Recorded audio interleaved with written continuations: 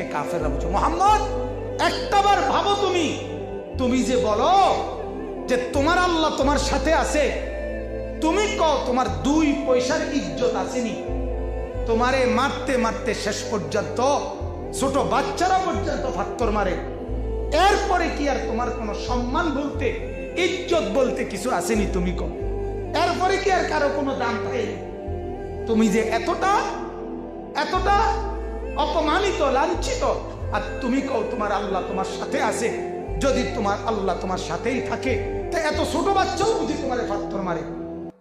এই তখন কিতাবে আছে রব্বুল আলামিনের তখন মহব্বতের জোশ উঠে গেছে, আল্লাহ তাআলার মহব্বতের দরিয়ায় উথাল পাতাল ঢেউ শুরু হয়েছে। মাওলা তখন বলে, বন্ধু বলে কি? ওরা বলে, আমি আপনার ইজ্জত দেই নাই না?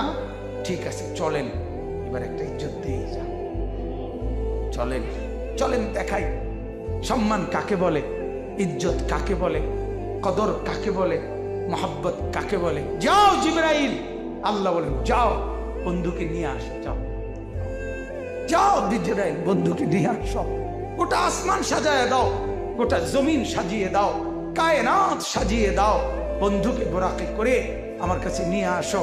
তো আল্লাহ তাআলা রাসূলুল্লাহ সাল্লাল্লাহু আলাইহি ওয়াসাল্লামকে এই তায়েফ থেকে ফিরে আসার পরে আল্লাহ তাআলা নবীজিকে এক টানে 7 আসমানের উপরে, সিদরাতুল মুনতাহার উপরে, শরীফে আকলামের উপরে, আরশে আজিমে আল্লাহ তাআলা নবীজিকে যখন আনলেন, তখন আল্লাহ বললেন, বন্ধু আপনাকে এখন এমন জায়গায় দাঁড় করাইছি, এর উপরে আমি আল্লাহ শুধুমাত্র, আর কোনো মাখলুক নাই, সব আপনার কদমের নিচে,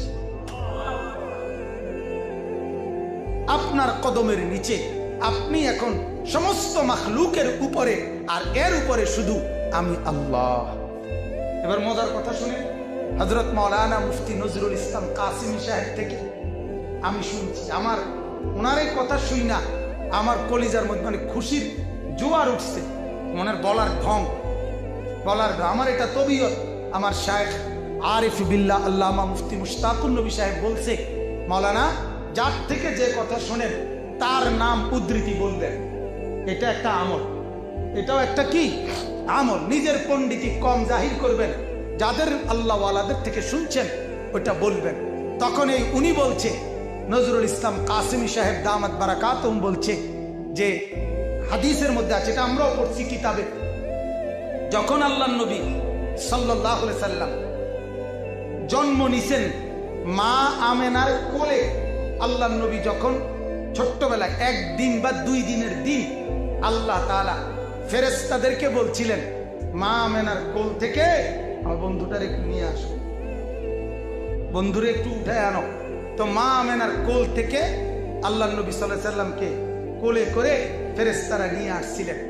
আনার পরে আল্লাহ বলেন, ফাতুফু বিহি মাশারিকাল আরদে মাগারিবাহা, এই ফেরেশতারা আমার পূর্ব দিগন্ত থেকে পশ্চিম দিগন্ত পর্যন্ত আমার পুরা সৃষ্টি জগতের মধ্যে আমার বন্ধুকে ঘুরাইয়া আমার পুরা সৃষ্টি দেখুক, তাদেরকে একটু দেখাও আমার বন্ধু আমি কেমন বানাইছি। আসমানকে বলো, দেখো দেখো মাওলার বন্ধু কেমন, কায়নাতকে দেখাও, সব কিছুকে দেখাও বন্ধুর নাক কেমন, চোখ কেমন, কেমন সাজাইলাম।